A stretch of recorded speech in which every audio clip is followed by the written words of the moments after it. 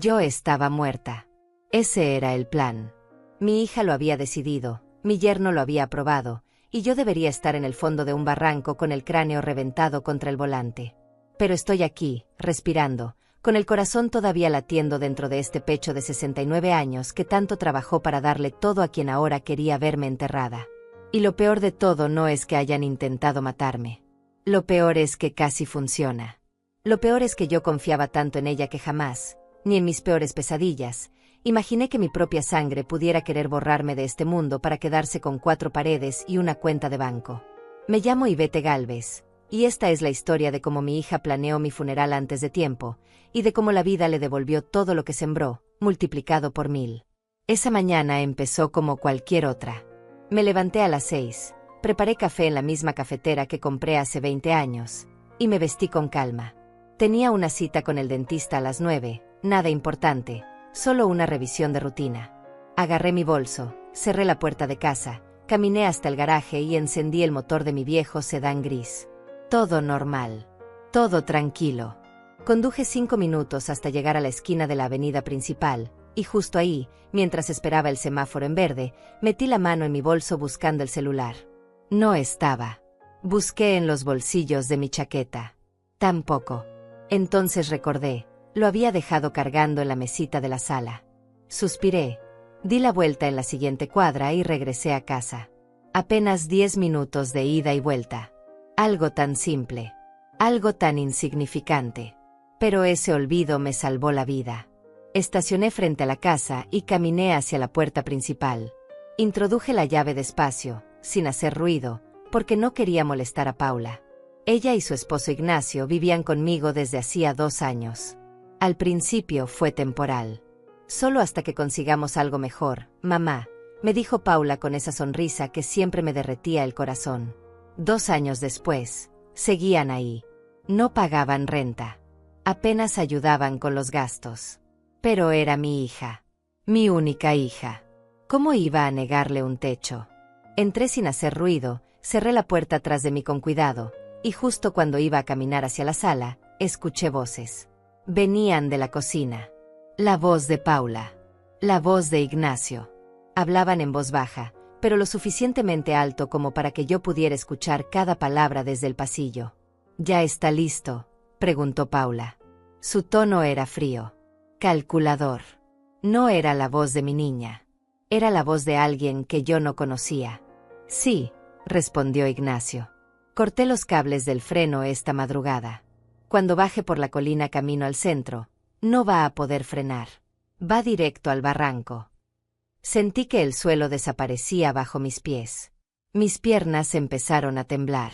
Me apoyé contra la pared, cubriéndome la boca con la mano para no soltar un grito. No podía ser real. No podía estar escuchando eso. ¿Y si alguien sospecha?, preguntó Paula. Nadie va a sospechar nada, respondió Ignacio con una seguridad que me heló la sangre. Es un carro viejo. Todos van a pensar que fue un accidente. Una falla mecánica. Ella tiene casi 70 años. Nadie va a investigar demasiado. Paula soltó una risa baja. Una risa que jamás olvidaré. Nos vemos en el funeral de mi madre, entonces, dijo. Y después de eso, esta casa será nuestra. Podremos venderla y finalmente salir de esta porquería de vida. Cerré los ojos. Sentí náuseas. Sentí rabia. Sentí miedo. Pero sobre todo, sentí una claridad absoluta. No podía gritar. No podía confrontarlos. Si ellos sabían que yo había escuchado, podrían hacer algo peor. Algo inmediato. Tenía que salir de ahí. Tenía que actuar rápido. Me alejé de la cocina con pasos silenciosos, casi sin respirar. Abrí la puerta principal con la misma delicadeza con la que había entrado. Salí. Cerré. Caminé hacia mi carro. Mis manos temblaban tanto que apenas podía sostener las llaves. Me subí al asiento del conductor y miré el volante. Ese mismo volante que en unas horas debería estar manchado con mi sangre. Ese mismo carro que debería ser mi ataúd. Respiré hondo. No iba a llorar. No iba a derrumbarme. No todavía. Encendí el motor y conduje. Pero no fui al dentista. Fui directo a la estación de policía. Aparqué frente al edificio de ladrillos rojos y me quedé sentada unos segundos, tratando de procesar todo. Mi hija. Mi Paula. La niña que cargué en brazos. La niña a la que le enseñé a leer, a escribir, a soñar. Esa misma niña ahora quería verme muerta. No por odio. No por locura. Sino por dinero. Por una casa que yo compré con el sudor de 40 años de trabajo como costurera. Por unos ahorros que reuní centavo a centavo. Por un patrimonio que ella consideraba más valioso que mi vida. Salí del carro, entré a la estación y me acerqué al oficial de guardia. Buenos días, dije con voz firme. Necesito denunciar un intento de homicidio. Alguien saboteó mi carro. Cortaron los cables del freno con la intención de matarme. El oficial levantó la vista, sorprendido. ¿Está segura, señora? Completamente segura, respondí. Y sé exactamente quién lo hizo. El oficial me miró con una mezcla de preocupación y escepticismo. Supongo que no todos los días llega una mujer de casi 70 años denunciando que su propia familia quiere asesinarla. Me pidió que me sentara y llamó a un detective. Mientras esperaba en esa silla de plástico duro, con las manos entrelazadas sobre mi regazo, sentí que todo mi cuerpo vibraba. No era miedo. Era adrenalina pura. Por primera vez en años, tal vez en décadas, estaba tomando una decisión que no tenía nada que ver con complacer a otros. Era una decisión de supervivencia. Cuando llegó el detective, un hombre de unos 50 años con cara cansada y una libreta en la mano, me presenté con calma y le conté todo. Cada palabra que había escuchado. Cada detalle. No exageré nada. No inventé nada. Solo dije la verdad. Señora Gálvez, dijo el detective después de escucharme, esto es muy grave. Entiende que está acusando a su hija y a su yerno de intento de homicidio. Lo entiendo perfectamente, respondí.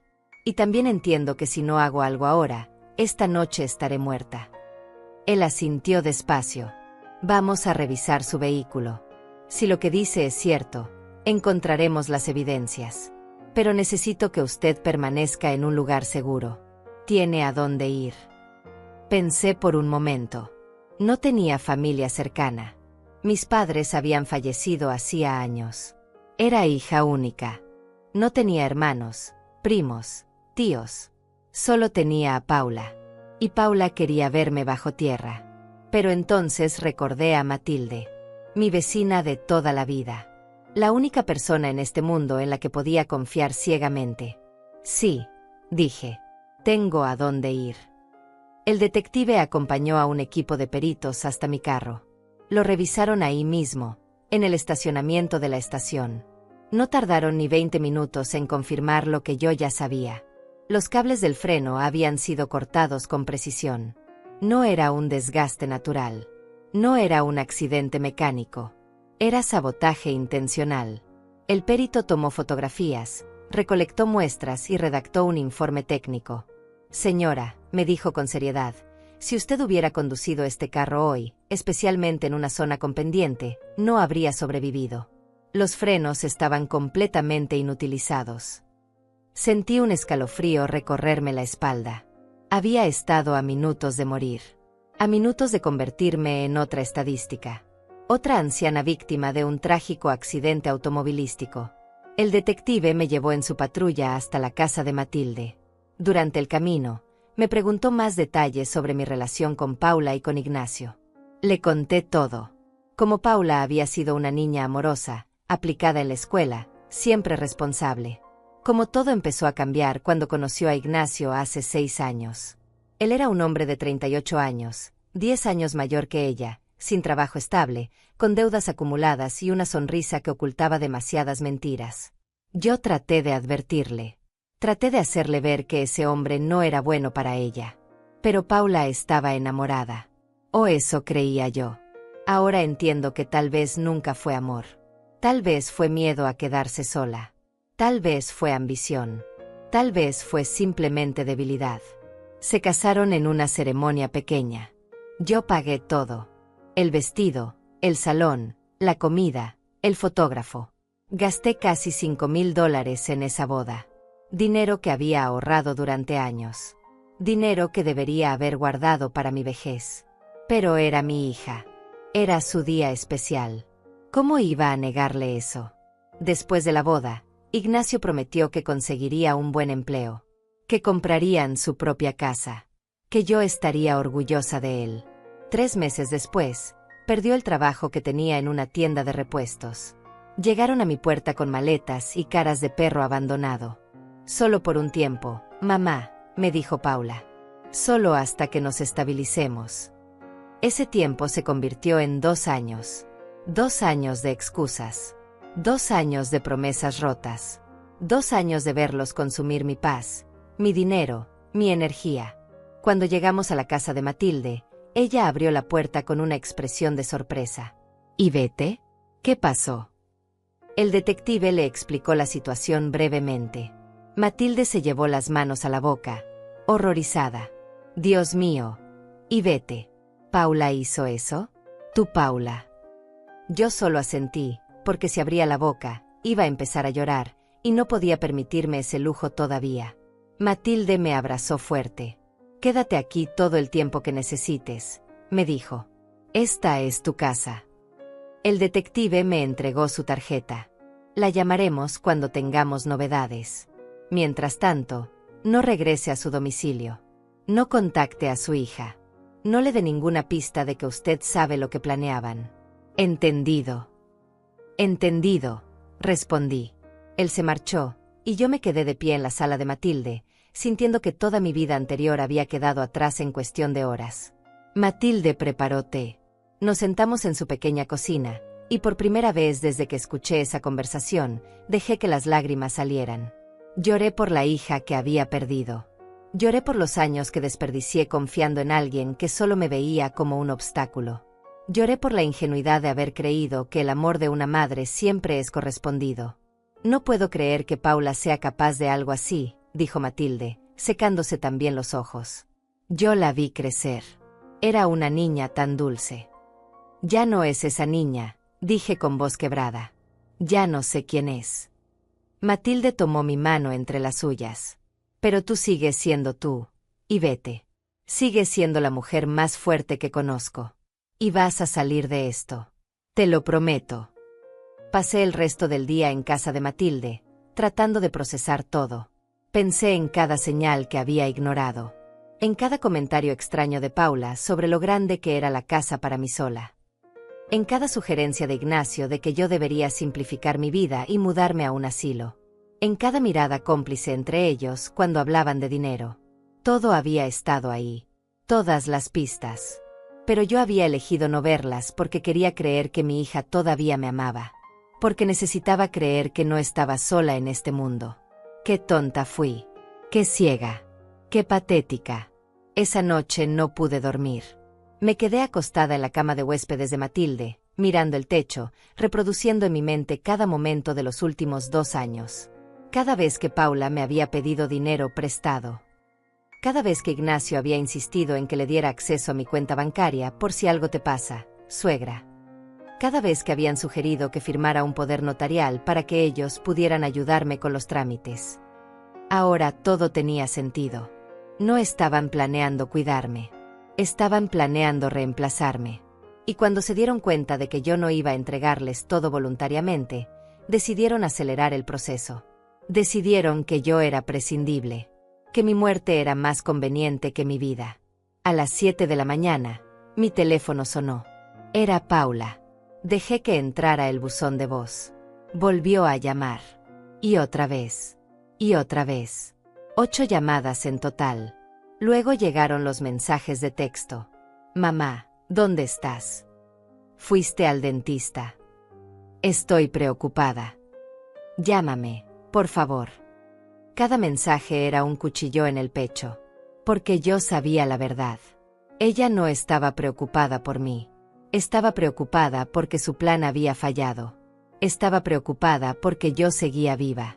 Porque yo debería estar en una morgue, fría y rota, y en cambio estaba respirando, pensando, planeando mi siguiente movimiento. Matilde me preparó el desayuno. Café negro y tostadas con mantequilla. No tenía hambre, pero comí de todas formas. Necesitaba mantener la cabeza clara. Necesitaba ser fuerte. ¿Qué vas a hacer ahora?, me preguntó Matilde. No lo sé, admití. La policía está investigando, pero no sé cuánto tiempo tomará. Y mientras tanto, ellos siguen en mi casa, durmiendo en mi cama de huéspedes, comiendo de mi refrigerador, respirando mi aire. Me temblaba la voz de pura rabia contenida. Deberías hablar con un abogado, sugirió Matilde. Deberías proteger tus bienes. Por si acaso. Ella tenía razón. Necesitaba protegerme legalmente.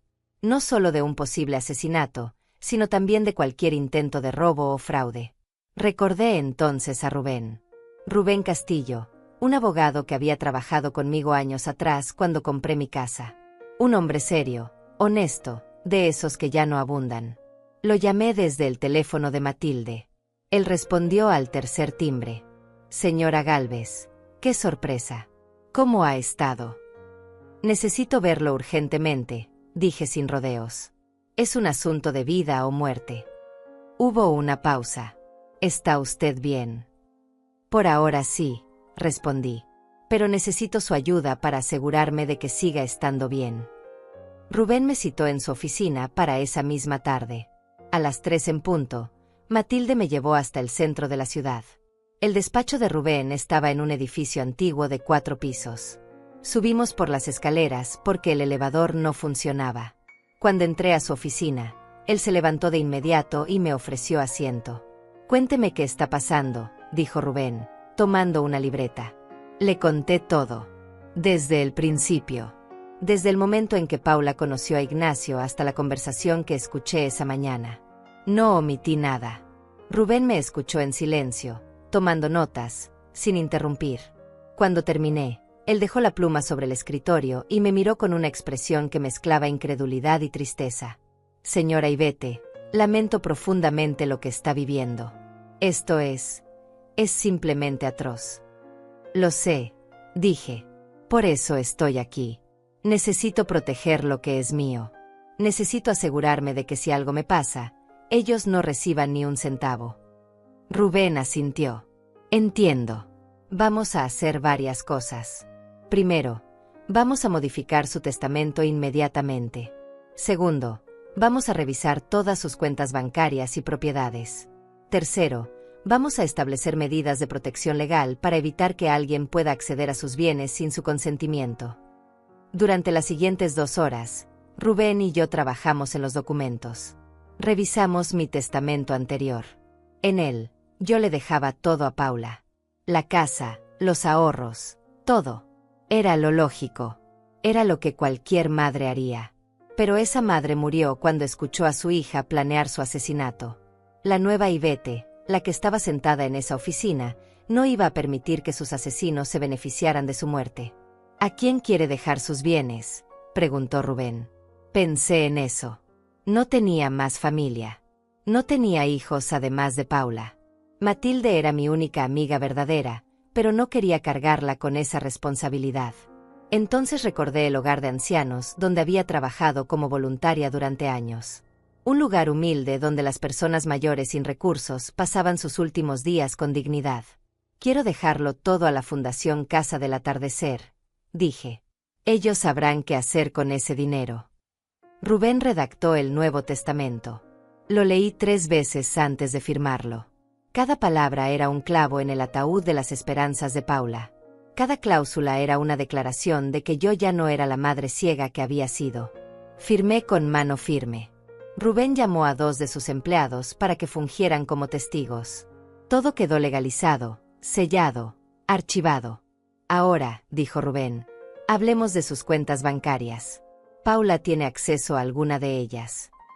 No, respondí. Siempre me negué a darle acceso, aunque ella insistió muchas veces. Bien, dijo Rubén con alivio. Eso nos facilita las cosas. Pero de todas formas, vamos a cambiar todas sus contraseñas y códigos de seguridad. Y vamos a agregar una alerta en sus cuentas para que le notifiquen cualquier movimiento inusual. Cuando salí de la oficina de Rubén, eran casi las 6 de la tarde. Me sentía extrañamente tranquila, como si hubiera recuperado algo de control sobre mi vida. Matilde me esperaba en la recepción. ¿Cómo te fue? Bien, respondí. Hice lo que tenía que hacer. En el camino de regreso a su casa, mi teléfono volvió a sonar. Era Paula otra vez. Esta vez contesté. «¿Mamá? ¿Dónde diablos has estado?», gritó al otro lado de la línea. Su voz ya no fingía preocupación. Era pura irritación. «He estado ocupada», respondí con calma. «¿Ocupada? ¿Ocupada con qué? No fuiste al dentista. Tu carro sigue en el garaje. ¿Dónde estás?» «Eso no es de tu incumbencia», dije fríamente. «Soy una mujer adulta. Puedo ir a donde quiera sin tener que reportarme contigo». Hubo un silencio del otro lado.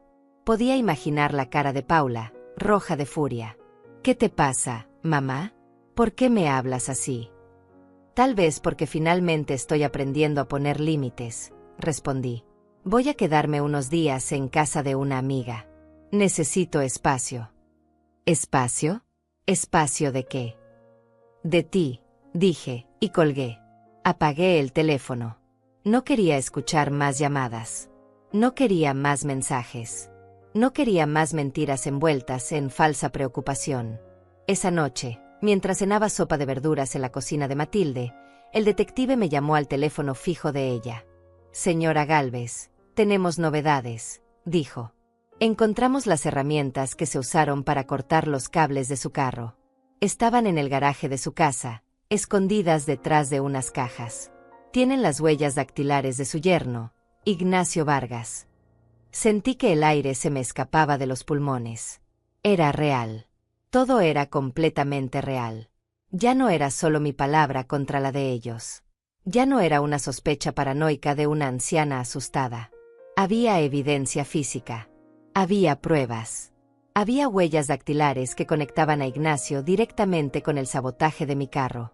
«¿Y ahora qué sigue?», pregunté al detective con voz temblorosa. «Ahora vamos a proceder con las órdenes de arresto», respondió. «Tanto para Ignacio Vargas como para Paula Gálvez. Los cargos son conspiración para cometer homicidio e intento de asesinato. Señora Gálvez, necesito que usted esté preparada para lo que viene. Esto va a ser difícil. Va a ser doloroso. Pero es necesario». «Lo sé», dije. «Haga lo que tenga que hacer». Colgué el teléfono y me quedé mirando la pared de la cocina de Matilde. Ella me puso una mano en el hombro. «¿Qué pasó?» «Van a arrestarlos», dije con voz hueca. «Esta noche o mañana temprano. Van a arrestar a mi hija». No pude dormir esa noche tampoco. Me quedé acostada imaginando cómo sería. Imaginé a la policía tocando la puerta de mi casa. Imaginé la cara de Paula cuando le dijeran de que la estaban acusando. Imaginé a Ignacio tratando de negar todo, de inventar excusas, de culpar a alguien más. Imaginé las esposas cerrándose alrededor de sus muñecas. Y por más que traté de sentir satisfacción, de sentir justicia, solo sentí un vacío inmenso. Porque no importaba cuánta razón tuviera yo, no importaba cuánta evidencia hubiera. Al final del día, mi única hija iba a ir a prisión. Y yo iba a quedarme completamente sola en este mundo. A las 6 de la mañana siguiente, sonó el teléfono de Matilde. Era el detective. «Señora Gálvez, ejecutamos las órdenes de arresto hace una hora. Tanto Paula Gálvez como Ignacio Vargas están bajo custodia policial en este momento». Cerré los ojos. Respiré hondo. ¿Cómo reaccionaron? «Su hija negó todo al principio», dijo el detective. «Pero cuando le mostramos las evidencias, cuando le explicamos que teníamos las huellas de su esposo en las herramientas, cuando le dijimos que usted misma había reportado escuchar la conversación entre ellos, bueno, ahí empezó a desmoronarse. Ahora está pidiendo hablar con usted». «No quiero hablar con ella», dije inmediatamente. «No todavía. Tal vez nunca». «Lo entiendo», respondió el detective. «Y es su derecho. Nadie puede obligarla a verla o a hablar con ella. Solo quería que supiera que ella está solicitando contacto». Pasé los siguientes 3 días en un estado de shock emocional. No salía de la casa de Matilde.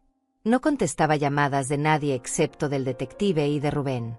Matilde me cuidaba como si fuera su propia madre. Me preparaba comidas que yo apenas tocaba. Me obligaba a tomar agua. Me acompañaba en silencio cuando yo necesitaba llorar. Ella nunca me juzgó. Nunca me dijo que exageraba o que debería perdonar. Solo estuvo ahí. Y eso fue todo lo que necesité. El cuarto día, Rubén vino a visitarme. Traía documentos. Y vete, dijo sentándose frente a mí en la sala. Necesitamos hablar sobre su casa. Legalmente, sigue siendo su propiedad. Pero mientras Paula e Ignacio estén detenidos, necesitamos decidir qué hacer con las pertenencias que ellos dejaron ahí. Que la policía haga lo que tenga que hacer, dije sin emoción. Yo no pienso volver ahí. No todavía. Rubén asintió. Hay algo más. Paula contrató a un abogado defensor. Ese abogado me contactó. Están tratando de negociar un acuerdo. ¿Qué clase de acuerdo?, pregunté con desconfianza. Quieren que usted retire los cargos a cambio de que ellos se declaren culpables de un delito menor. Alegan que nunca tuvieron la intención real de matarla, que solo estaban hablando, que fue una bravata sin planes concretos. Solté una risa amarga. ¿Una bravata? ¿Cortar los cables de un freno es una bravata? Si yo hubiera conducido ese carro, estaría muerta. No fue conversación. Fue acción. Fue un plan ejecutado. Lo sé, dijo Rubén con firmeza. Por eso mi recomendación es que rechace cualquier tipo de acuerdo. Que deje que esto siga su curso legal. Ellos intentaron matarla. Y vete. Intentaron asesinarla por dinero. No merecen clemencia. ¿Cuánto tiempo podrían darles?, pregunté. Rubén consultó sus papeles. Si son declarados culpables de intento de homicidio con premeditación, están hablando de entre 15 y 25 años de prisión para cada uno. Ignacio, por ser quien ejecutó el sabotaje, probablemente recibirá la sentencia más alta. Paula, como cómplice y conspiradora, recibiría un poco menos, pero seguiríamos hablando de al menos 15 años. 15 años. Mi hija tendría casi 50 cuando saliera. Toda su juventud desperdiciada detrás de las rejas. Y sin embargo, ella había estado dispuesta a quitarme el resto de mi vida sin pensarlo 2 veces. No voy a retirar los cargos, dije con voz firme. Que enfrenten las consecuencias de lo que hicieron. Rubén sonrió tristemente. Es la decisión correcta, aunque sé que no es fácil. Una semana después del arresto, el detective me llamó nuevamente. Señora Gálvez, encontramos algo más durante la investigación. Revisamos los teléfonos celulares de Paula e Ignacio. Había mensajes entre ellos que datan de hace 6 meses. Mensajes donde discutían diferentes formas de deshacerse de usted. Sentí náuseas. ¿Qué tipo de formas? Preferiría no entrar en detalles, dijo el detective. Pero lo que necesita saber es que esto no fue un plan improvisado. Esto fue algo que ellos estuvieron considerando durante mucho tiempo. Probaron diferentes escenarios. El del carro fue el que finalmente decidieron ejecutar. 6 meses. Durante 6 meses, mientras yo les preparaba comida, mientras les lavaba su ropa, mientras les daba techo y amor, ellos estaban planeando mi muerte. ¿Puedo ver esos mensajes?, pregunté. ¿Está segura de que quiere hacerlo? Necesito hacerlo, respondí. Necesito ver con mis propios ojos hasta dónde llegó su traición. El detective accedió. Me citó en la estación de policía al día siguiente. Matilde me acompañó. En una sala fría con paredes grises, el detective me mostró las impresiones de los mensajes. Los leí uno por uno. Cada palabra era un puñal. Podríamos hacer que parezca un robo, decía un mensaje de Ignacio de hace 4 meses. Demasiado arriesgado, respondía Paula. Nos van a investigar de todas formas. ¿Qué tal si le damos algo en su comida?, sugería Ignacio 2 semanas después. No, las autopsias detectan venenos, respondía Paula. Tiene que parecer un accidente natural. Y luego, hace un mes, el mensaje que lo decidió todo, los frenos del carro. Es viejo. Nadie sospechará. Solo tenemos que esperar el momento correcto. Y Paula había respondido, hazlo. Cerré los ojos. Las lágrimas rodaban por mis mejillas sin que pudiera controlarlas. No eran lágrimas de tristeza. Eran lágrimas de rabia absoluta. De indignación. De dolor por haber sido tan tonta, tan ciega, tan patéticamente ingenua. Señora Gálvez, dijo el detective suavemente. Está bien. No, dije con voz quebrada. No estoy bien. No sé si volveré a estar bien alguna vez. Matilde me abrazó. Me dejó llorar en su hombro hasta que no me quedaron más lágrimas. Cuando finalmente me calmé, el detective me ofreció un vaso de agua. Hay una cosa más, dijo. El fiscal va a usar estos mensajes como evidencia. Van a demostrar premeditación. Van a demostrar que esto fue un plan calculado y sostenido en el tiempo. Con esta evidencia, es casi imposible que ellos eviten una condena severa. Bien, dije limpiándome las lágrimas. Que lo usen. Que se sepa la verdad completa. Salimos de la estación de policía. El sol brillaba afuera. Hacía calor. La gente caminaba por las calles como si nada hubiera pasado. Como si el mundo no acabara de derrumbarse. Matilde me llevó de regreso a su casa. En el camino, pasamos frente a mi antigua casa. Vi mi jardín descuidado. Vi las cortinas cerradas. Vi el carro de Ignacio todavía estacionado en la entrada. Y no sentí nada. Esa casa ya no era mi hogar. Tal vez nunca lo fue realmente. ¿Vas a vender la casa?, preguntó Matilde. Eventualmente, respondí. Pero primero necesito procesar todo esto. Necesito sanar. Y luego sí, voy a venderla y voy a empezar de nuevo. En otro lugar. Lejos de todos estos recuerdos. 2 semanas después del arresto, recibí una carta. Llegó a la casa de Matilde con la dirección del centro de detención del condado. Era de Paula. Matilde me la entregó con cuidado, como si fuera una bomba a punto de explotar. No tienes que leerla si no quieres, me dijo. Miré el sobre. Reconocí la letra de mi hija de inmediato. Esa misma letra que yo le había enseñado cuando tenía 5 años. Esa letra que había escrito tarjetas de cumpleaños para mí durante décadas. Esa letra que ahora me escribía desde una celda. Voy a leerla, dije. Necesito saber qué tiene que decir. Me encerré en el cuarto de huéspedes y abrí el sobre con manos temblorosas. La carta tenía 3 páginas escritas a mano. Mamá, comenzaba. No sé ni cómo empezar esta carta. No sé qué palabras podrían justificar lo que hice. No sé cómo pedirte que me perdones cuando yo misma no puedo perdonarme. Estoy aquí sentada en esta celda fría, y todo lo que puedo pensar es en lo estúpida que fui, en lo ciega que estuve. Ignacio me convenció de que era la única salida. Me dijo que tú ibas a vivir muchos años más, que para cuando murieras nosotros ya seríamos viejos también, que nunca íbamos a poder salir de nuestras deudas. Me llenó la cabeza de ideas horribles. Y yo lo escuché. Yo lo creí. Pero eso no me hace menos culpable. Yo tomé la decisión. Yo dije que sí. Yo acepté el plan. Y ahora vivo cada segundo de cada día con el peso de saber que casi mato a mi propia madre. Seguí leyendo. ¿Sabes qué es lo peor, mamá? Que en el momento en que planeábamos todo, yo no pensaba en ti como mi madre. Te veía solo como un obstáculo. Como algo que estaba en el camino de mi felicidad. Deshumanicé completamente a la mujer que me dio la vida, que me crió sola después de que papá murió, que trabajó hasta destruirse las manos para que yo tuviera ropa nueva y pudiera ir a la universidad. Te convertí en un problema a resolver. Y eso es imperdonable. No te escribo esta carta para pedirte que retires los cargos. Sé que no lo harás. Sé que no deberías hacerlo. Te escribo porque necesito que sepas que me arrepiento. Que si pudiera regresar el tiempo, si pudiera borrar todo esto, lo haría sin dudarlo. Pero no puedo. Y ahora tendré que vivir el resto de mi vida sabiendo que traicioné a la única persona que siempre me amó incondicionalmente. La carta terminaba así: no espero tu perdón. No lo merezco. Solo espero que algún día puedas recordarme no solo como la hija que intentó matarte, sino también como la niña que alguna vez te abrazaba antes de dormir. Como la adolescente que lloraba en tu regazo cuando le rompían el corazón. Como la joven que te llamaba mamá con amor verdadero.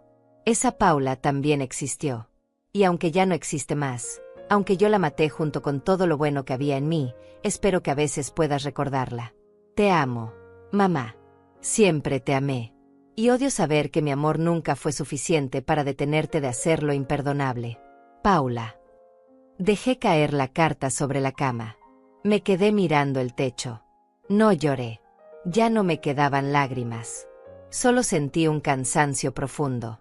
Un agotamiento que iba más allá de lo físico. Matilde tocó la puerta suavemente. ¿Y vete? ¿Estás bien? No lo sé, respondí con honestidad. Ella dice que se arrepiente, que fue Ignacio quien la convenció, que si pudiera regresar el tiempo, no lo habría hecho. Matilde entró y se sentó a mi lado. ¿Y tú le crees? No sé qué creer, admití. Conozco a mi hija. O al menos pensé que la conocía. Paula siempre fue influenciable.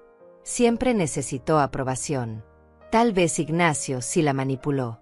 Tal vez ella es más víctima de lo que parece. O tal vez, dijo Matilde con firmeza, ella es una mujer adulta de 28 años que tomó decisiones terribles y ahora está buscando excusas. También podría ser eso, dije con un suspiro. De cualquier forma, no cambia nada. Ella estuvo de acuerdo. Ella participó. Y yo casi muero por eso. Esa noche, le escribí una respuesta a Paula. No fue larga.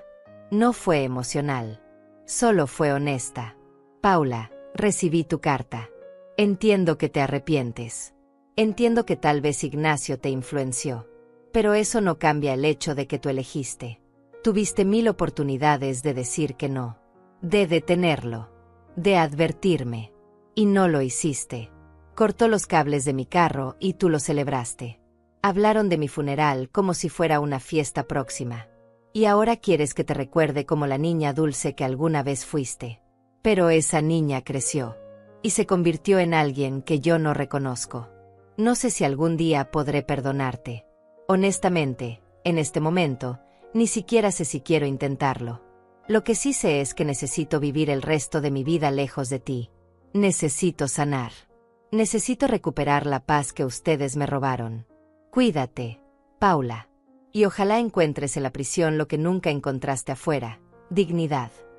Firmé la carta y la envié al día siguiente. Un mes después del arresto, llegó la audiencia preliminar. Rubén me acompañó a la corte. Era la primera vez que vería a Paula e Ignacio desde aquella mañana terrible. Cuando entré a la sala, los vi sentados con sus abogados defensores. Paula estaba irreconocible. Había perdido peso. Tenía ojeras profundas. Su cabello, que siempre llevaba arreglado, estaba opaco y descuidado. Cuando nuestras miradas se encontraron, ella comenzó a llorar. Yo desvié la vista. Ignacio, por otro lado, parecía furioso. Me miraba con odio puro. Como si yo fuera la culpable de su situación. Como si yo hubiera cortado los cables de mi propio carro solo para arruinarles la vida. El juez entró. Todos nos pusimos de pie. La audiencia comenzó. El fiscal presentó las evidencias. Las fotografías de los cables cortados. Las huellas dactilares de Ignacio en las herramientas. Los mensajes de texto entre ellos planificando todo durante meses. Mi testimonio escrito sobre la conversación que escuché. El abogado defensor de Paula trató de argumentar que ella había sido coaccionada por Ignacio. Que ella era una víctima de violencia psicológica. Que nunca tuvo la intención real de hacerme daño. El fiscal destruyó ese argumento en minutos.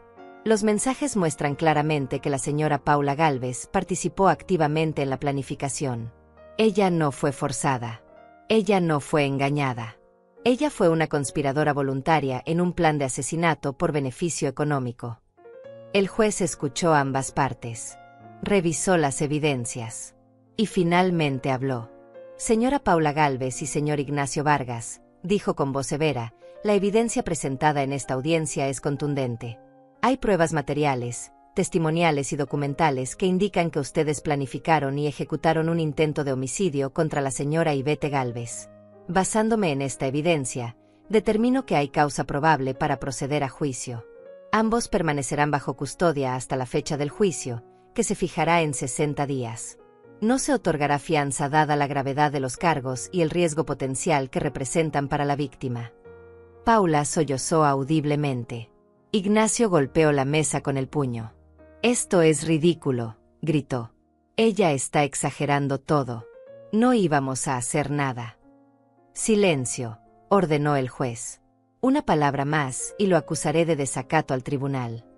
Ignacio se calló, pero seguía mirándome con odio.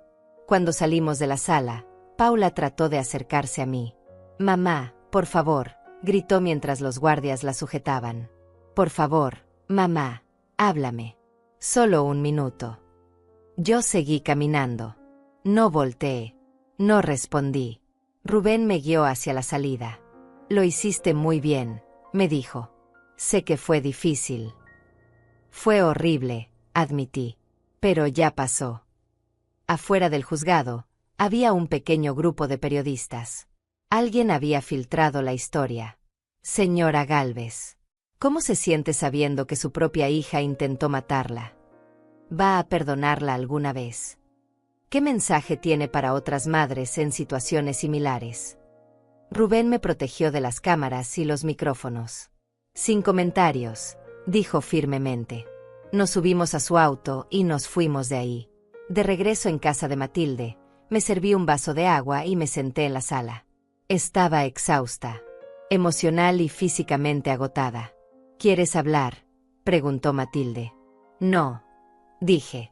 «Solo quiero sentarme aquí en silencio y procesar todo».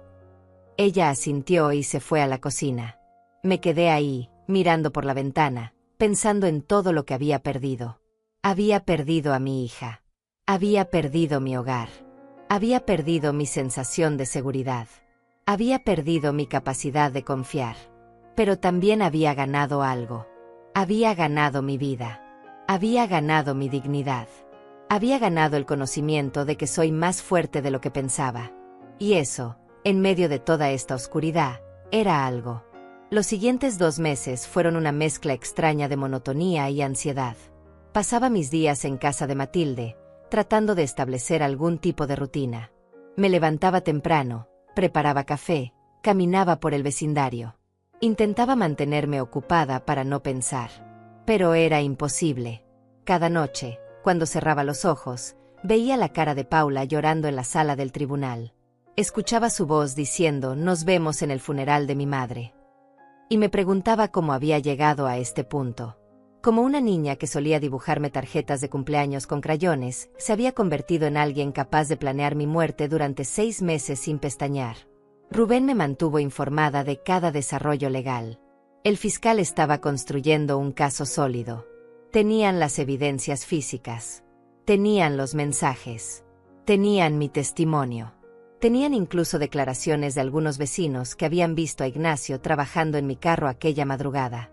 «Es un caso hermético», me dijo Rubén una tarde mientras revisábamos documentos en su oficina. «No hay forma de que salgan absueltos. La única pregunta es cuántos años van a recibir». «¿Y cuál es tu estimación?», pregunté. «Para Ignacio, entre 20 y 25 años. Para Paula, entre 15 y 20. Dependerá de qué tan convincente sea su defensa sobre haber sido manipulada». 20 años. Mi hija tendría casi 50 cuando saliera. Toda una vida desperdiciada. Una semana antes del juicio, recibí otra carta de Paula. Esta vez, no la abrí inmediatamente. La dejé sobre la mesita de noche durante 2 días, mirándola cada vez que pasaba, preguntándome si realmente quería saber qué decía. Finalmente, una noche en la que no podía dormir, la abrí. Era más corta que la anterior. «Mamá, sé que no quieres saber de mí. Sé que no merezco ni siquiera que leas esto. Pero necesito decirte algo importante. Ignacio me está culpando de todo. Su abogado está construyendo una defensa donde él dice que yo fui quien planeó todo, que yo lo manipulé a él, que yo lo obligué a cortar los cables. Dice que él solo seguía órdenes mías porque tenía miedo de mí. Es mentira, mamá. Tú sabes que es mentira. Yo fui débil, fui cómplice, fui horrible. Pero no fui la mente maestra. Fue él quien tuvo la idea. Fue él quien insistió durante meses. Yo solo acepté porque estaba desesperada y enamorada y estúpida». La carta continuaba. «Mi abogado dice que si tú testificas a mi favor, si dices que Ignacio siempre fue controlador conmigo, que tú lo viste manipularme, podría reducir mi sentencia. No te lo pido para salvarme. Te lo pido porque es la verdad. Tú viste cómo cambié después de conocerlo. Viste cómo dejé de visitarte tanto. Viste cómo me alejé de todo lo que alguna vez fue importante para mí. No te estoy pidiendo que me perdones. Solo te estoy pidiendo que digas la verdad sobre quién es realmente Ignacio. Por favor, mamá. Es lo último que te voy a pedir en la vida. Dejé caer la carta y me reí con amargura. Incluso ahora, incluso desde la cárcel, Paula seguía tratando de manipularme. Seguía buscando que yo la salvara. Que yo limpiara su desastre. Como siempre había hecho. Le mostré la carta a Rubén al día siguiente. Él la leyó con expresión seria. ¿Qué piensas?, me preguntó. Pienso que es típico de Paula culpar a alguien más por sus decisiones, respondí. Pero también pienso que tal vez tiene algo de razón. Ignacio sí era controlador. Yo lo vi. Vi cómo Paula cambió después de estar con él. Eso es cierto, dijo Rubén.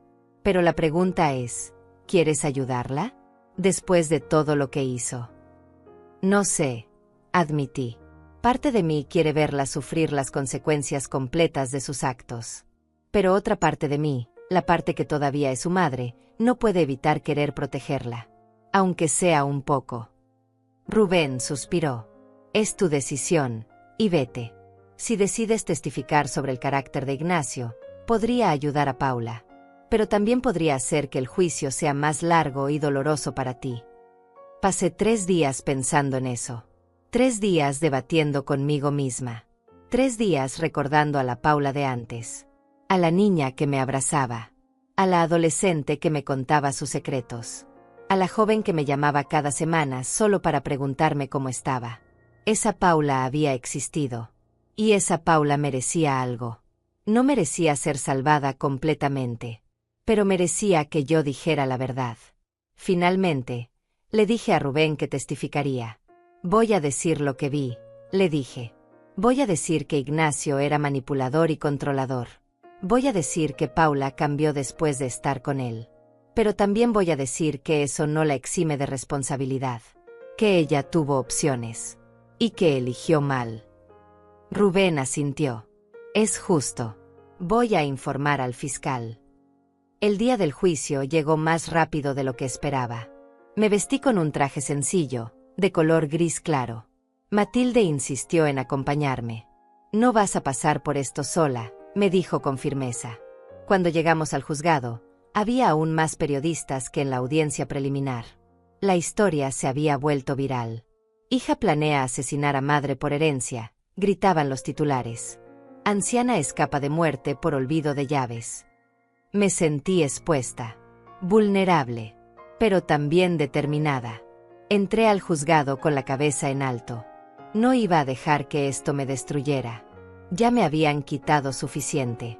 No iban a quitarme mi dignidad también. La sala estaba llena. Reconocí a algunos vecinos. A algunas personas del vecindario que conocía de vista. Todos murmuraban cuando entré. Todos me miraban con mezcla de lástima y curiosidad. Me senté en la banca designada para la víctima, con Matilde a mi lado y Rubén del otro. Paula e Ignacio fueron traídos por separado. Estaban esposados. Paula me buscó con la mirada inmediatamente. Yo la miré directamente a los ojos. No aparté la vista. Quería que viera que ya no le tenía miedo. Que ya no era la madre manipulable que había sido. Ignacio ni siquiera me miró. Mantenía la vista fija al frente, con la mandíbula apretada. El juez entró. Todos nos pusimos de pie. El juicio comenzó. El fiscal presentó su caso primero. Llamó al perito que había examinado mi carro. Los cables fueron cortados con precisión, explicó el experto mostrando fotografías ampliadas. No fue desgaste. No fue un accidente mecánico. Alguien usó una herramienta especializada para cortar estos cables con la intención de que el vehículo perdiera completamente la capacidad de frenar. Mostró más fotos, diagramas, explicaciones técnicas que hicieron que varios miembros del jurado se vieran incómodos. Luego llamó al detective que había manejado el caso. Él presentó las herramientas encontradas en mi garaje. Presentó el informe de las huellas dactilares. Las huellas del señor Ignacio Vargas están claramente impresas en el mango de esta cortadora de cables, dijo sosteniendo la herramienta dentro de una bolsa de evidencia. No hay duda de que él fue quien ejecutó el sabotaje. Después vinieron los mensajes de texto. El fiscal los proyectó en una pantalla grande para que todos pudieran verlos. Cada mensaje era más condenatorio que el anterior. Tiene que parecer un accidente. Los frenos son la mejor opción. Cuando baje la colina, no podrá detenerse. Nos vemos en su funeral. El jurado leía con expresiones de horror. Una mujer mayor se llevó la mano a la boca. Un hombre negó con la cabeza repetidamente. Paula lloraba en silencio. Ignacio permanecía inmóvil. Cuando llegó mi turno de testificar, caminé hacia el estrado con piernas temblorosas. Puse mi mano sobre la Biblia y juré decir la verdad. El fiscal me hizo las preguntas básicas primero. Mi nombre, mi edad, mi relación con los acusados. Y luego llegó la pregunta importante. Señora Gálvez, ¿puede contarnos con sus propias palabras qué escuchó la mañana del incidente? Respiré hondo. Y conté todo. Cada palabra. Cada detalle. Hablé despacio, con claridad, sin dramatizar. Solo la verdad. Escuché a mi hija decir que había cortado los cables del freno de mi carro. Escuché a mi yerno confirmar que lo había hecho esa madrugada. Los escuché hablar de mi funeral como si ya hubiera ocurrido. Los escuché planear cómo se repartirían mis bienes. Mi voz se quebró un poco al final. Hice una pausa. Tomé agua. Continué. En ese momento entendí que mi propia hija quería que yo muriera. Y no por odio, sino por dinero. El silencio en la sala era absoluto. Nadie se movía. Nadie respiraba. El abogado defensor de Ignacio se levantó para interrogarme. Era un hombre alto, de traje negro y corbata roja, con una expresión arrogante que me irritó de inmediato. Señora Gálvez, comenzó con un tono condescendiente, ¿no es cierto que usted tiene problemas de audición? No, respondí firmemente. Mi audición es perfecta. ¿Y no es cierto que usted toma medicamentos para la ansiedad que podrían afectar su percepción de la realidad? Tomo media pastilla para dormir ocasionalmente, dije. Nada más. Y esa mañana no había tomado nada. Él caminó de un lado a otro frente al estrado. ¿No es posible que usted malinterpretara lo que escuchó? Que tal vez estaban hablando de una película, de un programa de televisión, de cualquier otra cosa. No, dije con calma. Mencionaron mi nombre. Hablaron específicamente de mi carro, de mi funeral, de mi casa. No había ninguna ambigüedad. El abogado cambió de táctica. Señora Gálvez, ¿no es cierto que usted y su hija habían tenido conflictos recientes sobre dinero? No, respondí. Nunca tuvimos conflictos sobre dinero porque yo siempre le di todo lo que me pidió. ¿Y no se sentía usted resentida por eso? Por tener que mantener a su hija adulta y a su esposo. No sentía resentimiento, dije. Sentía preocupación. Pero nunca les negué nada. El abogado sonrió como si hubiera encontrado algo. Preocupación. Interesante. ¿No es cierto que usted les había dicho que estaba pensando en cambiar su testamento? Jamás dije eso, respondí. Hasta el día que escuché su plan, mi testamento les dejaba todo a ellos. El abogado pareció frustrado. Sin más preguntas, dijo bruscamente y se sentó. El fiscal me pidió que permaneciera en el estrado. Señora Gálvez, ¿usted ama a su hija? La pregunta me tomó por sorpresa. Sí, dije con voz temblorosa. La amo. Aunque ella intentó matarme, aunque me traicionó de la peor manera posible, sigue siendo mi hija. Y no puedo simplemente dejar de amarla. ¿Y por qué está aquí entonces?, preguntó el fiscal. ¿Por qué testificar contra ella si la ama? Porque el amor no puede estar por encima de la justicia, respondí. Porque si no hago esto, estaría diciéndole que está bien intentar asesinar a alguien siempre y cuando seas familia. Estaría diciéndole que puede hacer lo que quiera sin consecuencias. Y eso no es amor. Eso es complicidad. El fiscal asintió. Gracias, señora Gálvez. Puede retirarse. Bajé del estrado con las piernas temblando. Cuando pasé junto a Paula, ella susurró: lo siento, mamá. No respondí. Volví a mi asiento junto a Matilde. Ella tomó mi mano y la apretó. «Lo hiciste perfecto», me susurró. Pero yo no me sentía perfecta. Me sentía rota, destruida, como si acabara de firmar la sentencia de muerte de mi propia hija. Luego fue el turno de la defensa. El abogado de Paula llamó a testigos que hablaron de su buen carácter. Una antigua compañera de trabajo que dijo que Paula siempre fue amable y responsable. Un vecino que la recordaba como una joven educada. Pero el fiscal destruyó cada testimonio con las mismas preguntas. ¿Sabía usted que la señorita Gálvez estuvo planeando el asesinato de su madre durante 6 meses? ¿Sabía usted que ella participó activamente en decidir cómo matarla? La respuesta siempre era la misma: no. No sabían. Porque Paula les había mostrado una cara diferente. La cara que quería que vieran. El abogado de Paula trató de argumentar que Ignacio la había manipulado. Que ella había sido víctima de abuso psicológico. Que había actuado bajo coacción. Presentó estudios sobre mujeres en relaciones abusivas. Sobre cómo el control puede nublar el juicio. Y entonces me llamaron nuevamente al estrado. Esta vez fue el abogado de Paula quien me interrogó. «Señora Gálvez», dijo con voz suave, «¿usted notó algún cambio en su hija después de que comenzó su relación con Ignacio Vargas?» Pensé cuidadosamente antes de responder. Había prometido decir la verdad. Y la verdad era complicada. Sí, admití. Paula cambió después de conocer a Ignacio. Se volvió más distante, más reservada. Dejó de visitarme con tanta frecuencia. Dejó de llamarme todos los días como solía hacer. ¿Y notó usted algún comportamiento controlador por parte del señor Vargas? Sí, dije. Ignacio controlaba con quien hablaba Paula. Decidía a dónde iban.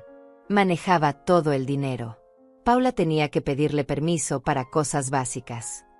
El abogado asintió. ¿Diría usted que su hija estaba bajo la influencia de este hombre? Estaba influenciada, sí, dije. Pero eso no la hace menos responsable de sus decisiones. El abogado pareció sorprendido por mi respuesta. Pero señora Gálvez, si ella estaba siendo manipulada. Ser manipulada no es lo mismo que ser forzada, lo interrumpí. Paula tuvo opciones. Pudo haberme advertido. Pudo haber ido a la policía. Pudo haberse alejado de Ignacio. En cambio, eligió quedarse. Eligió participar. Eligió enviar esos mensajes planeando mi muerte. Nadie le puso un arma en la cabeza. Ella decidió por su cuenta. El silencio en la sala era ensordecedor. El abogado no tenía más preguntas. Bajé del estrado y esta vez, cuando pasé junto a Paula, ella no susurró nada. Solo lloraba con la cabeza baja. Ignacio, por otro lado, me miraba con odio puro. Como si todo esto fuera mi culpa. Como si yo fuera la villana de esta historia. Los alegatos finales duraron todo el día siguiente. El fiscal argumentó que esto había sido un plan calculado, premeditado, ejecutado con frialdad por 2 personas que valoraban el dinero más que la vida humana. Ellos no vieron a una madre. No vieron a una mujer que había trabajado toda su vida. No vieron a un ser humano. Vieron dólares. Vieron una casa que podían vender. Vieron una cuenta bancaria que podían vaciar. Y decidieron que la forma más rápida de obtener eso era matarla. El abogado de Ignacio argumentó que mi testimonio no era confiable, que no había pruebas de que realmente escuché lo que dije escuchar, que todo era circunstancial. Pero las evidencias físicas lo contradecían. Los cables cortados. Las huellas digitales. Los mensajes. Todo apuntaba a la culpabilidad. El abogado de Paula hizo un último intento por generar compasión. Paula Gálvez es una mujer que cometió un error terrible bajo la influencia de un hombre abusivo. Merece castigo, sí, pero también merece consideración por las circunstancias. El jurado se retiró a deliberar. Pasaron 6 horas. 6 horas eternas en las que esperé en una sala privada con Matilde y Rubén. Matilde me trajo café que no pude tomar. Rubén revisaba documentos que no necesitaba revisar. Yo solo miraba el reloj en la pared, preguntándome qué estarían diciendo, qué estarían decidiendo, si creerían en la manipulación o en la responsabilidad personal. Finalmente, a las 7 de la tarde, Nos llamaron de vuelta a la sala. El jurado había llegado a un veredicto. Todos tomamos nuestros lugares. Paula estaba pálida como un fantasma. Ignacio apretaba la mandíbula tan fuerte que podía ver las venas de su cuello. El juez pidió al presidente del jurado que se pusiera de pie. ¿Han llegado a un veredicto? Sí, su señoría, respondió el hombre. En el caso del pueblo contra Ignacio Vargas, en el cargo de intento de asesinato en primer grado, ¿cómo encuentra al acusado? Culpable. Paula soltó un grito ahogado. Ignacio golpeó la mesa. Esto es injusto, gritó. Los guardias se acercaron de inmediato. En el caso del pueblo contra Paula Gálvez, en el cargo de conspiración para cometer asesinato, ¿cómo encuentra a la acusada? El jurado hizo una pausa. Mi corazón latía tan fuerte que podía escucharlo en mis oídos. Culpable. Paula se derrumbó. Literalmente se desplomó en su silla, sollozando incontrolablemente. Su abogado intentó consolarla, pero ella lo apartó. Mamá, gritó mirándome. Mamá, por favor. Yo cerré los ojos. No podía mirarla. No podía ver su dolor sin sentir que estaba traicionando algo en mí. Pero sabía que esto era lo correcto. Tenía que ser lo correcto. El juez golpeó su mazo. El tribunal agradece al jurado por su servicio. La sentencia se dictará en 2 semanas. Los acusados permanecerán bajo custodia hasta ese momento. Se levanta la sesión. Salí de la sala del tribunal sintiendo un peso extraño. No era alivio. No era satisfacción. Era simplemente agotamiento. Un cansancio tan profundo que apenas podía mantenerme en pie.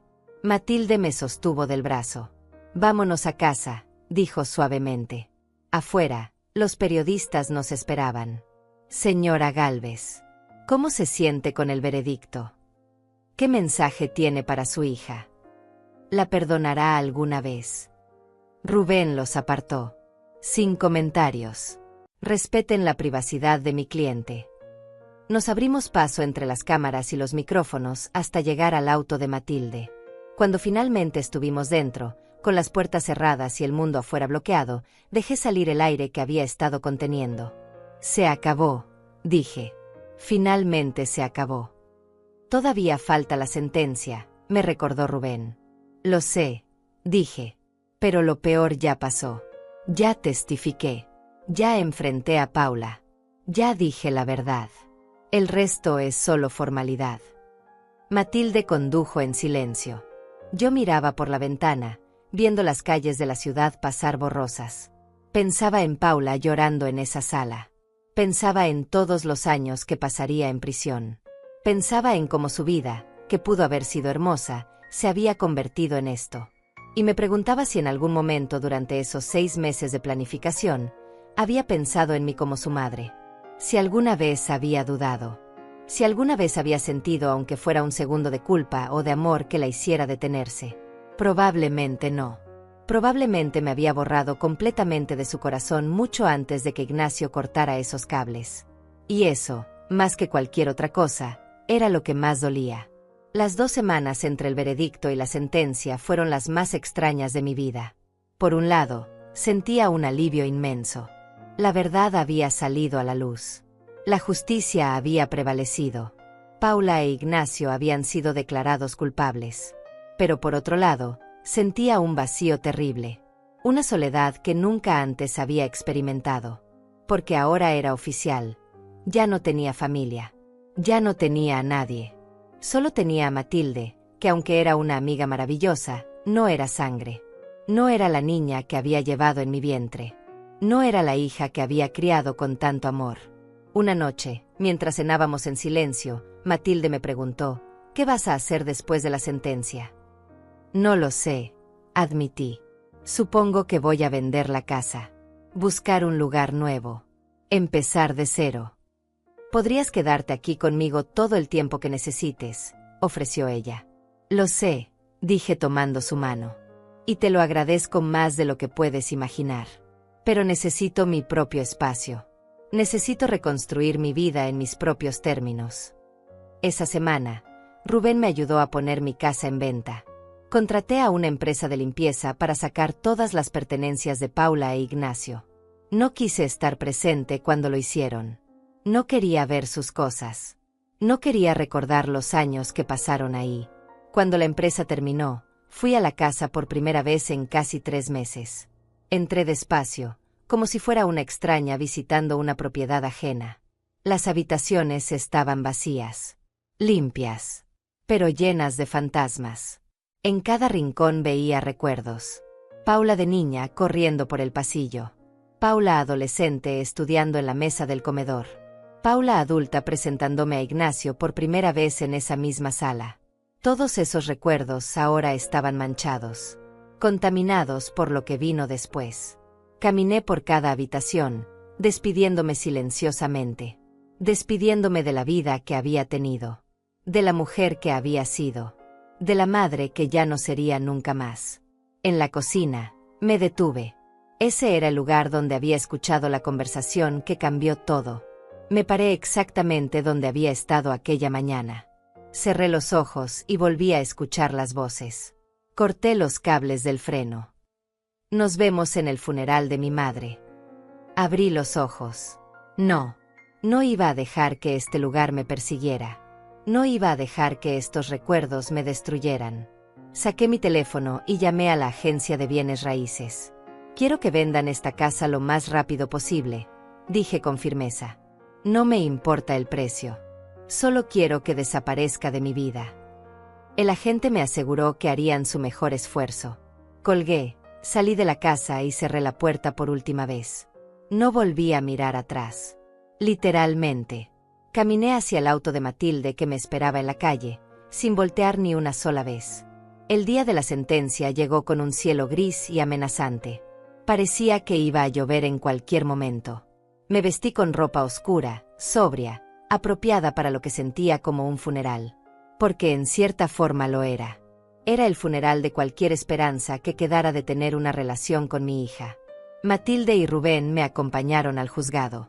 Esta vez había menos periodistas. La novedad de la historia ya había pasado. Entramos directamente a la sala. Paula e Ignacio ya estaban ahí. Paula se veía peor que en el juicio. Había perdido aún más peso. Tenía el cabello completamente descuidado. Sus ojos estaban rojos e hinchados de tanto llorar. Cuando me vio entrar, intentó sonreír.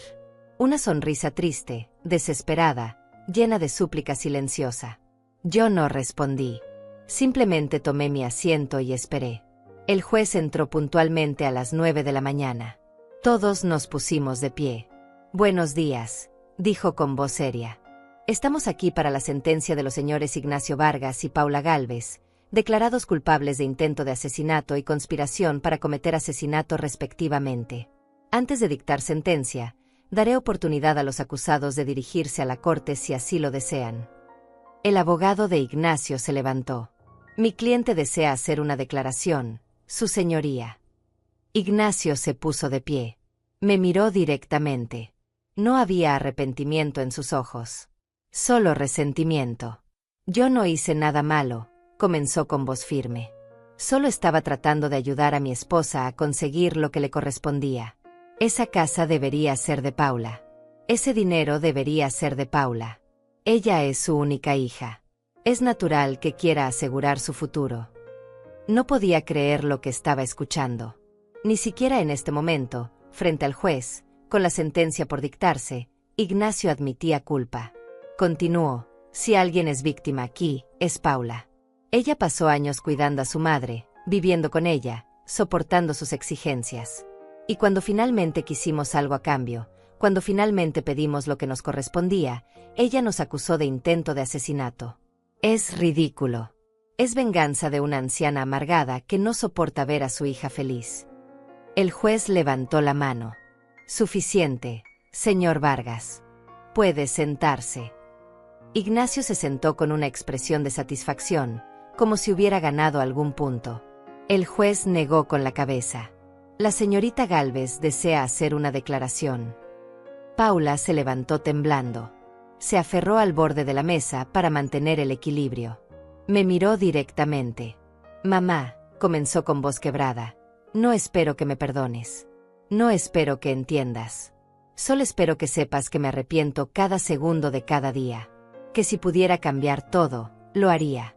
Que te amo y siempre te he amado, aunque mis acciones digan lo contrario. Se detuvo para limpiarse las lágrimas. Fui débil. Fui egoísta. Fui horrible. Permití que Ignacio me convenciera de que tú eras un problema. Permití que me llenara la cabeza de ideas terribles. Pero eso no me hace menos culpable. Yo tomé las decisiones. Yo participé. Y ahora pagaré por eso.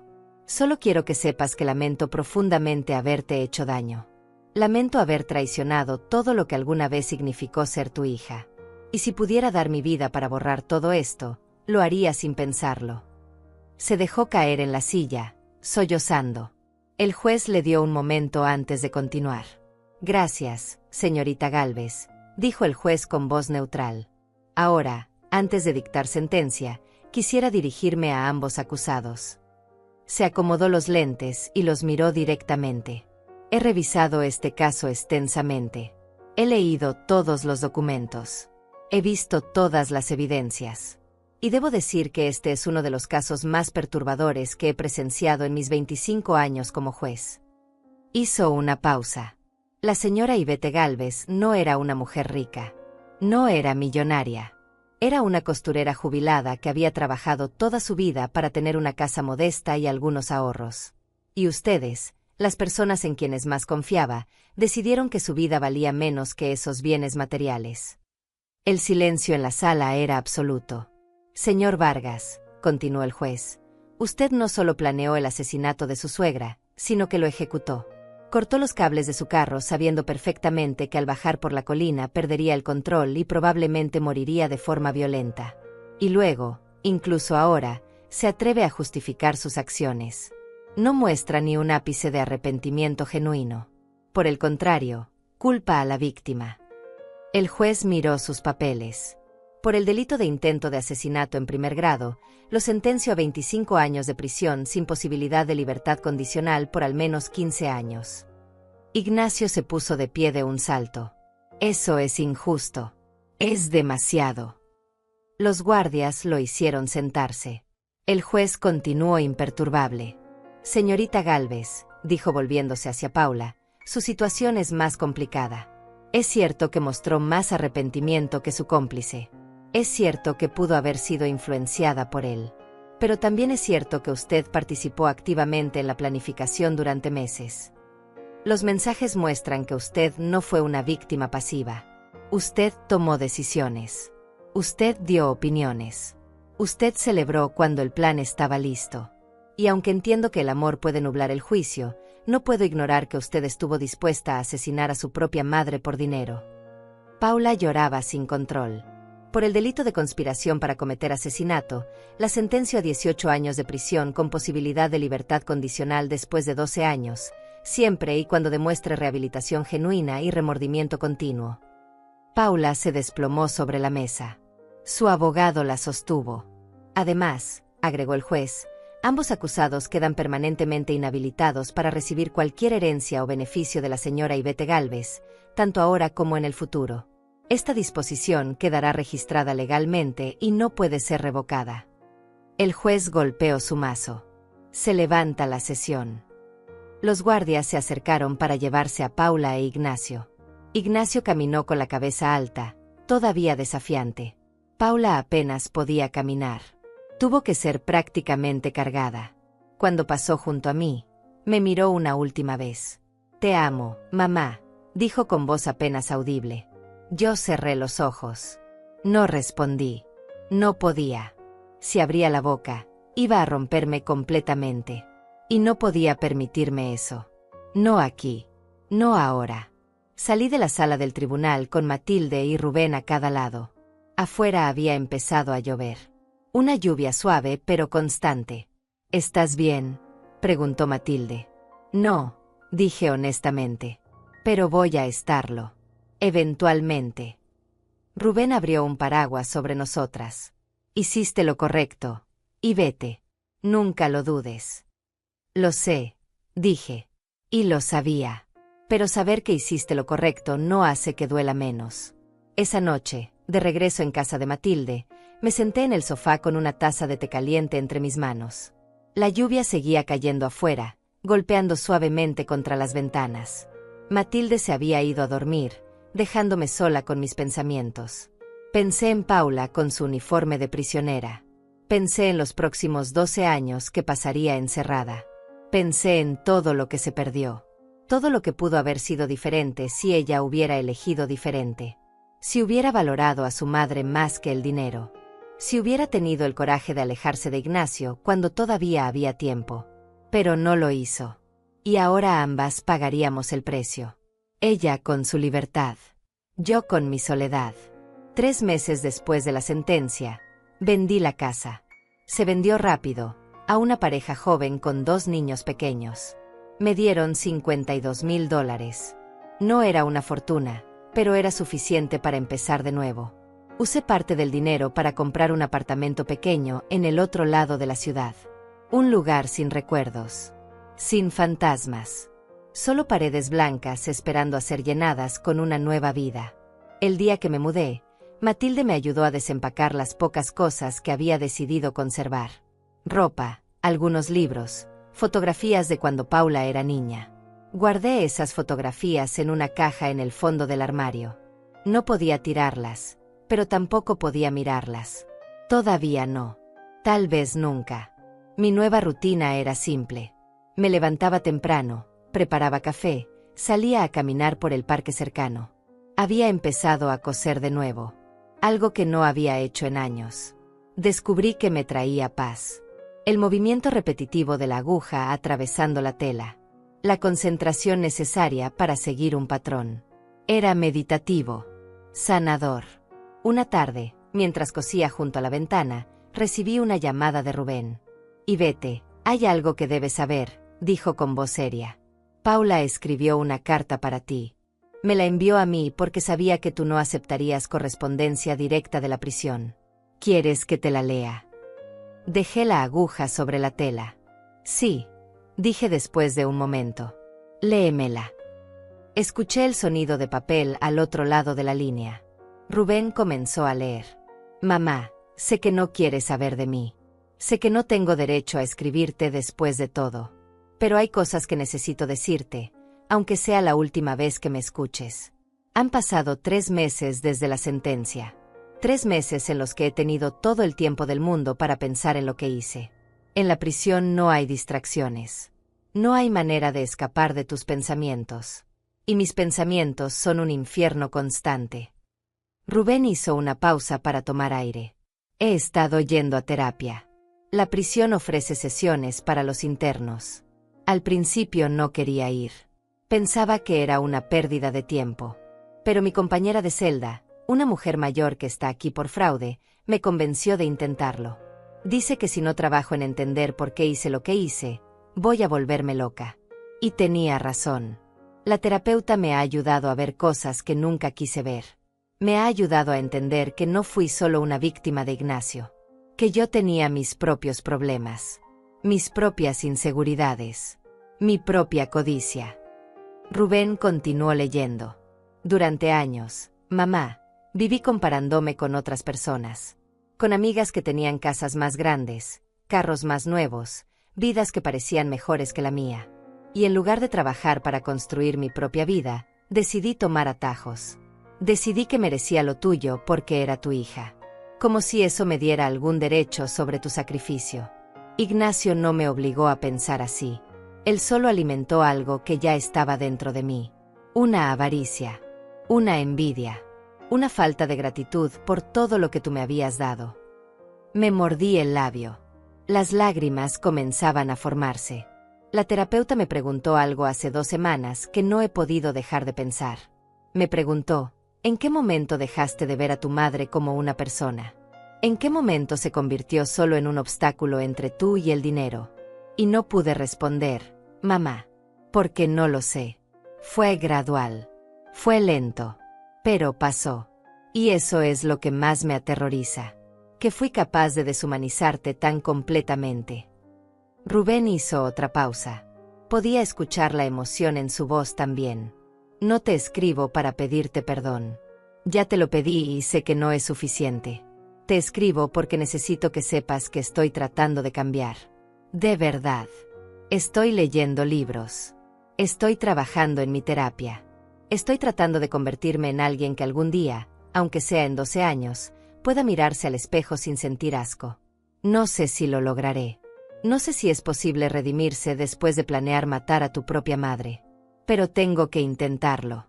Porque si no lo hago, entonces realmente soy el monstruo que aparecí ser. Y no quiero ser ese monstruo. No quiero que esa sea mi única identidad por el resto de mi vida. Las lágrimas rodaban por mis mejillas. Terminé con Ignacio, continuó Rubén leyendo. Oficialmente. Pedí el divorcio. Mi abogado está tramitando todo. No quiero volver a verlo nunca. Cada vez que pienso en él, pienso en cómo me arrastró a la oscuridad. Pero sobre todo pienso en cómo yo elegí seguirlo. Y esa es la parte que tengo que aceptar. Que yo elegí. Mamá, no espero que me respondas esta carta. No espero que me visites. No espero nada de ti. Solo quiero que sepas que vas a estar en mi corazón cada día de estos 12 años. Que voy a trabajar en ser mejor. Que voy a usar este tiempo para intentar convertirme en alguien de quien tú podrías haber estado orgullosa, aunque ya sea demasiado tarde. Te amo. Siempre te amé. Y lamento tanto, tanto, haber olvidado eso cuando más importaba. Tu hija, Paula. Rubén terminó de leer. Hubo un largo silencio. Y vete, dijo finalmente. Estás ahí. Estoy aquí, dije con voz temblorosa. ¿Qué quieres que haga con la carta? Guárdala, dije. Por ahora solo guárdala. No sé si algún día querré leerla yo misma. Pero guárdala. Lo haré, prometió Rubén. ¿Estás bien? Sí. Mentí. Estoy bien. Colgué el teléfono y me permití llorar. Lloré por todo lo perdido. Por la relación madre-hija que nunca volvería a existir. Por los años que Paula pasaría encerrada. Por el tiempo que yo había desperdiciado confiando ciegamente. Lloré hasta que no me quedaron más lágrimas.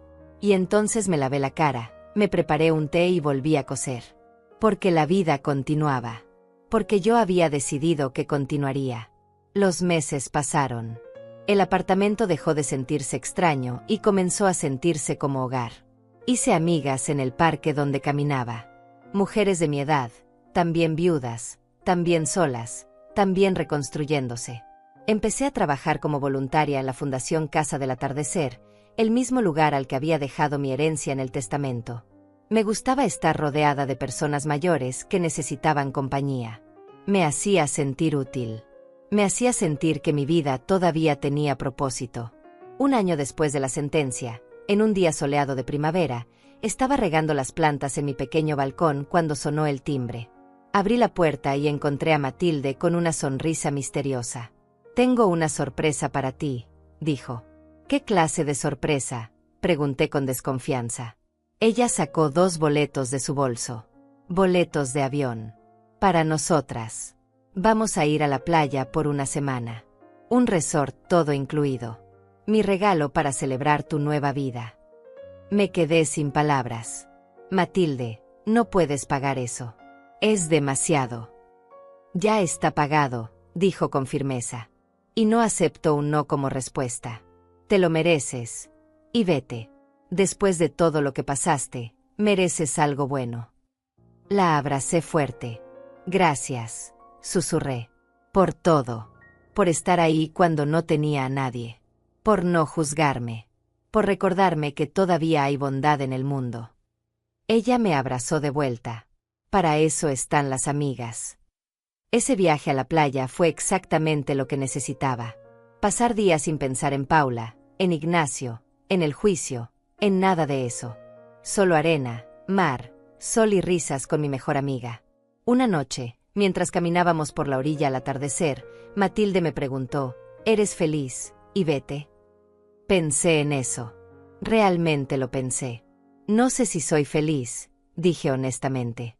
Pero estoy en paz. Y creo que eso es más importante. La felicidad va y viene. Pero la paz es algo que tienes que construir desde adentro. Y creo que finalmente lo estoy logrando. Ella sonrió. Me alegra escuchar eso. Hay días difíciles todavía, admití. Días en los que pienso en Paula y me pregunto cómo está. Si está bien. Si realmente está cambiando o si solo fueron palabras vacías en una carta. Pero después recuerdo que eso ya no es mi responsabilidad. Que mi trabajo como madre terminó el día que ella decidió matarme. Y que ahora mi único trabajo es cuidarme a mí misma. 2 años después de la sentencia, recibí otra carta de Paula a través de Rubén. Esta vez, pedí que me la enviara por correo. La leí sola, en mi apartamento, con una taza de té caliente. La carta era diferente. No buscaba perdón. No buscaba compasión. Solo me contaba sobre su vida en prisión. Sobre los libros que estaba leyendo. Sobre cómo había terminado la preparatoria dentro de la cárcel. Sobre cómo estaba tomando clases de contabilidad para tener una habilidad cuando saliera. No sé si algún día querrás verme, escribía. No sé si algún día podremos tener algún tipo de relación.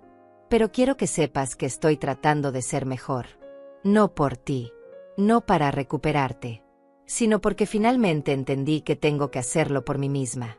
Tengo que aprender a vivir conmigo misma. Y para eso, tengo que ser alguien de quien pueda estar orgullosa, aunque nadie más lo esté. Guardé la carta en la caja con las fotografías. Todavía no estaba lista para responder. Tal vez nunca lo estaría. Pero al menos ya no sentía odio cuando pensaba en ella. Solo tristeza. Tristeza por todo lo que pudo haber sido y nunca será. Pasaron los años. Llentos, tranquilos, pero llenos. Seguí cosiendo. Seguí siendo voluntaria. Seguí caminando por el parque. Seguí viviendo. Y un día, casi 5 años después de aquella mañana terrible en la que escuché a mi hija planear mi muerte, me di cuenta de que había pasado un día completo sin pensar en eso. Un día entero enfocada en el presente. En mi vida actual. En la mujer que me había convertido. Y eso se sintió como una victoria. Pequeña, pero real. Ahora tengo 74 años. Paula tiene 33 y todavía está en prisión. Le quedan 7 años más antes de ser elegible para libertad condicional. No sé qué pasará cuando salga. No sé si me buscará. No sé si yo querré verla. Pero lo que sí sé es que sobreviví.